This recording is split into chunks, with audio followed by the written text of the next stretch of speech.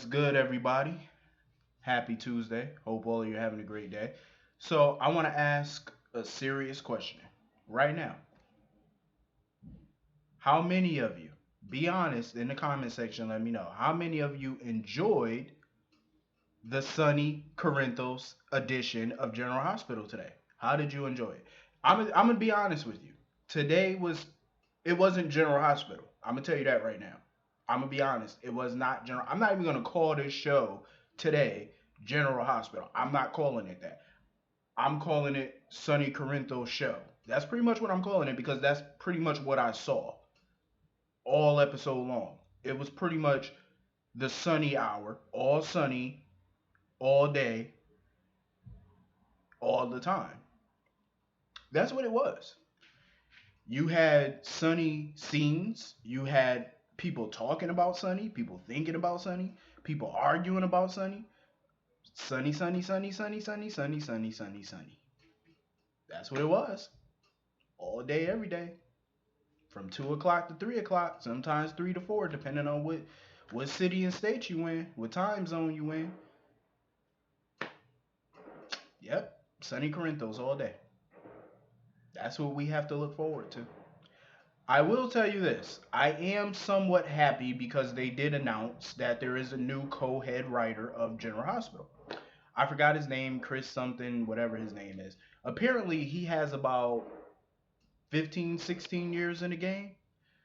I think about 15, 16 years. He's been in a soap writing business. He actually was on One Life to Live for about, what, 10 years, 11 years or something like that. He was on there. Um, and he came to General Hospital with Carla Body back in 2012. So he's been a part of GH now for 5 years. He's been a breakdown writer, and he was recently promoted to co-head writer since Gene Pasanti is no longer co-head writer.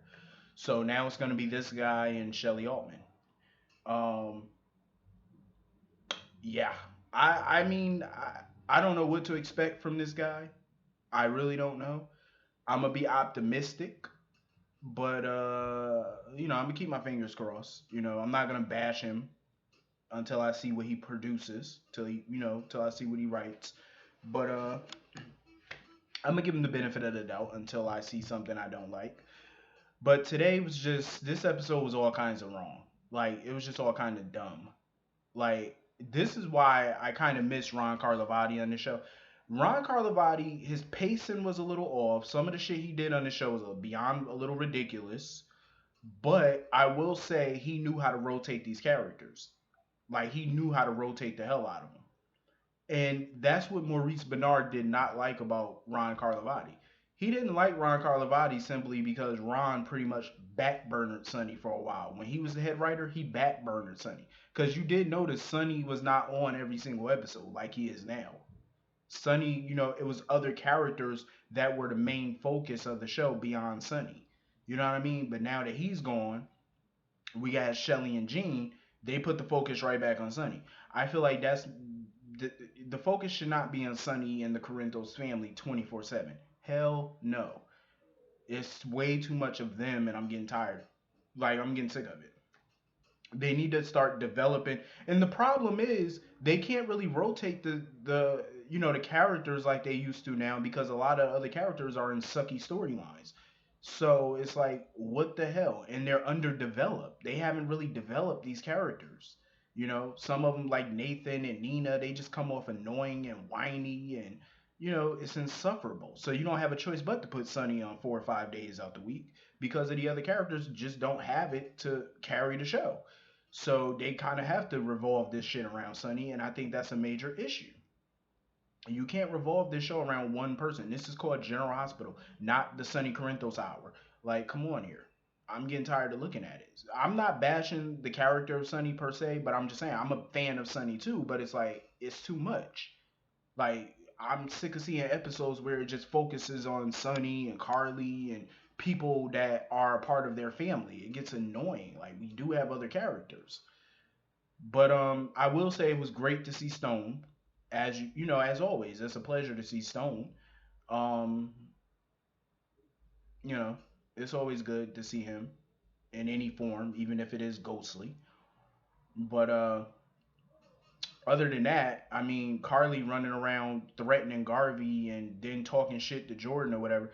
And that's what kind of pissed me off too, because Carly running around accusing Jordan of being biased against Sonny, talking about something, oh, you're not going to lift a finger to help Sonny. You always want to put him in prison. That's her job. Sonny's a criminal. Her job is to put his ass in prison. If she didn't try to put him in prison, then she wouldn't be doing her job. He commits a crime every day. Being a mob boss, you pretty much commit a crime every time you wake up in the morning. I'm just saying. So she's doing her job. But in this case, now that he's missing, she's not just, you know what I mean? Like, she's not gonna hold her bias against him. She's doing for him what she would do with any missing person. You know, she's going to look for him. She got her officers on it, but I mean, they don't know where Sonny's car is. They can't track him. So, you know, she has her officers being on the lookout. What more the fuck can Carly want her to do? Everybody's looking for Sonny. What do you want them to do? They can't find him. The best they can do is look for him. You know, and they tried to interrogate Garvey. Dante tried to interrogate Garvey, but then he was about to tell Dante where Sonny was, but he passed out because he had internal bleeding. This whole storyline is just irritating me. Like, I'm ready for this to just be over. Sonny got the strength that he needed from Stone to try to climb up and get out. They got Jocelyn pretty much kind of back to kissing Sonny's ass, and I'm getting about sick of it. Like, it's annoying. Like, seriously. And I'm glad Carly did tell Jocelyn that she, you know, had the right to be upset with Sonny for what he did to Jax. Because I'm like, why do people act like Jocelyn doesn't have a right to be pissed? You know, that man had her father deported. He could never come back to the country. I mean, yeah, he recently fixed that, but it never should have happened. I understand he's upset with Jax or whatever for sleeping with Carly, but at the end of the day, it takes two. Shit happens. I mean, when Jax was married to Carly's son, he had no problem getting, you know, having sex with her in the back of a limo. But Jax didn't try to have Sonny deported. I mean, seriously, this is some ridiculous shit. But I will say, in defense, Jax did know Dante was an undercover cop, and he did not say a word about it. And he brought in Claire Walsh to prosecute Sonny. That was a slick move on Jax's part. He did pay off a mediator to get full custody. I mean, so you see the thing, like, I'm not saying Jax is perfect. He's done a lot of shady shit too. But it's never been unwarranted. Sonny has started a lot of these battles. They've been battling since 1996. So it's a rivalry that's been going on for 20 years. Um, but the thing is, though, I'm just like, people need to stop kissing Sonny's ass. Like, stop worshiping him. If I was to write this show, everybody on this show would get a fair shake. They would get fair episodes. You know what I mean? Like, you wouldn't just see Sonny on 4 or 5 episodes. You would see Sonny on like maybe 2 episodes a week, three tops. It depends on the storyline. Everybody else would get a great, you know, storyline. I would, you know, if I was a writer on the show, I would definitely work it that way. You know, everybody gets a good storyline and a storyline that actually makes sense. New enemies, there would be new villains. You know what I mean? Like, I would definitely at some point retire the Helena Cassadine character at some point. But for me, I would have Helena go out with a bang. I felt like when she died of heart failure, I felt like that was very anticlimactic for the Helena character. I would have had her go out in a major way. It would have, for me, I would have probably did a whodunit storyline because a lot of people in that town got a reason to kill Helena Cassadine. So that's like the direction I would go in with that if I were to write this show. Um, some characters definitely would be removed. I would have to get rid of some characters. Nina, gone. Valentine, I would definitely keep Valentine, but I would just rewrite him to make him the new villain. You know, the evil son of a bitch everybody thought he was years ago. That's where I would go with his character. But I would give him a little bit of a layer. You know what I mean? Like, I'm not going to have him 100% evil, but he would be definitely somebody that you don't want to fuck with. Like, that's the way I would write him. Like, seriously. Tracy Quartermain, I would definitely write her back into the script. You know, not as, you know, a full timer, but, you know, reoccurring. Um, Heather Weber, I would definitely find something useful for Heather to do. But either way, you know, that's just some of my ideas on it. So Nell, is sitting there, trying to offer her support to Carly or whatever. Nell was of no use today at all. She was basically Nell was just there today. That's pretty much all. She really had no reason to be there other than to support Michael. She was just there. I didn't really care for Nell today. Carly was obviously annoyed that she was there, but thankfully Carly didn't make a scene because she got bigger things to worry about. So they all basically held hands in a prayer for Sonny. I was laughing at that prayer. I said, really? Really? Really? Held a prayer for Sonny. Who the fuck is he? King Tut? Like, seriously. Holding a prayer for Sonny. This is the dumb shit I be talking about. Anyway, I didn't really care too much for the Finn and Curtis scene. I was just like blah on that whole scene. It was kind of boring.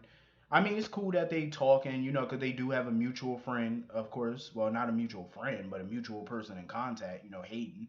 Speaking of Hayden, fucking Jared, her ex-husband, basically is blackmailing her because he went to prison for something Hayden did, where I guess she ran over a little girl or whatever, and the little girl can never walk again. So he's threatening to tell Finn if she don't come up with the money to pay him. How the fuck she supposed to pay you a fucking seven-figure salary, a seven-figure sum, when clearly she don't have that kind of money? So basically, he don't care how she come up with the money. He want the money. Basically, he want her to rob Peter to pay Paul. Is basically what he want.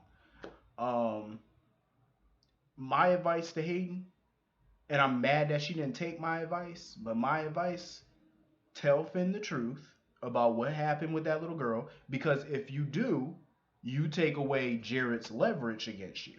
He has nothing to blackmail you with if you take away the power.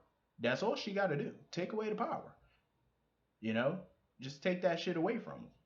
But the fact that she didn't tell Finn about it, I think she wanted to, but then he kind of basically proposed to her with an onion ring.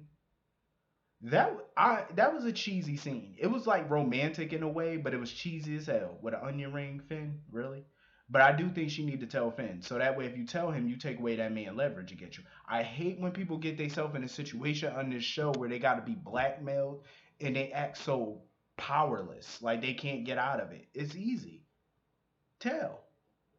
I mean, again, I get why they don't, because if they do, there would be no drama to it. So I get it, but this is just boring drama. Like, just fucking tell. It's something that happened years ago. You're not gonna go to jail for it, obviously, because he already went to jail for it. So you might as well just let the cat out the bag. I mean, it's between you and Finn anyway, so just tell him the goddamn truth. Because if Finn finds out about it from Jared, it's gonna make Finn pissed because he didn't hear it from her. So in her best, it's in her best interest to just tell Jared what happened. I mean, tell Finn what happened. Curtis and Jordan, it's obvious they want to get back together, so they might as well just say fucking and get back together. I don't know why they playing these little high school games. Like, just get back together, because I'm getting annoyed with the two of them. Like, either get together or stop making these little googly eyes at each other, because it's getting dumb. But anyway, this episode was annoying as fuck, to say the least. Anyway, hope you enjoyed it. Let me know in the comment section. Hit that like button, hit that subscribe button. See you all later. I'm out. Peace.